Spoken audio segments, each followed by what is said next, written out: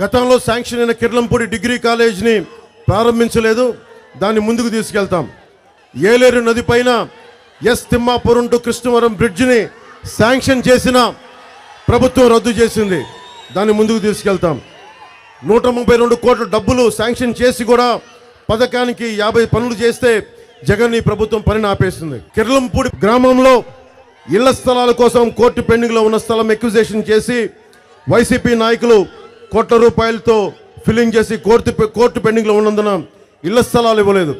ఆ ఇళ్ల స్థలాలను ఇప్పించే బాధ్యత కూటమి ప్రభుత్వం తీసుకుంటుంది. పుష్కర ఎత్తిపోతల పథకంలో అంతర్భాగమైన తాళ్ళూరు లిఫ్ట్ ఇరిగేషన్ పైపులు పాడైపోయి 3 సంవత్సరాలు అవుతున్నా రిపేర్కి నోచుకోపోవడం వల్ల ఈ సంవత్సరం దాదాపు 30,000 ఎకరాలు నీరు లేక ఎండిపోవడం, నష్టపోయిన రైతాంగానికి కూటమి ప్రభుత్వం రాగానే సాగునీటికి ఇబ్బంది కలగకుండా, తాగునీటికి ఇబ్బంది కలగకుండా ప్రతి రైతుకి, ప్రతి రైతు కూలికి, ప్రతి కౌలు రైతుకి మేము బలంగా నిలబడతాం.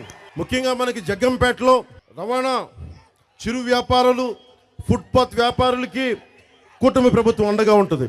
మీకు మైక్రో ఫైనాన్సింగ్, మీకు డైలీ ఫైనాన్స్లో మీకు ఇబ్బంది కలగకుండా నేను రేపొద్దున మీ కష్టాలకి, మీ నష్టాలకి, రైతు పెట్టే కన్నీరుకి, సాగునీరుకి, ఉపాధి అవకాశాలకి, యువతకి ఉపాధి అవకాశాలకి, మహిళలకి సంరక్షణకి, మహిళలకి ఉపాధి అవకాశాలకి ఏదైనా సరే నేను మీకు జనసేన పార్టీ అండగా ఉంటుంది.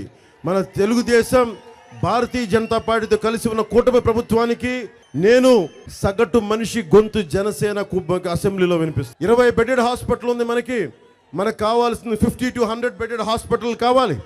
దానికి primary health care, secondary health care, tertiary health care, ఇవన్నీ బాధ్యత కూటమి ప్రభుత్వం తీసుకుంటుంది.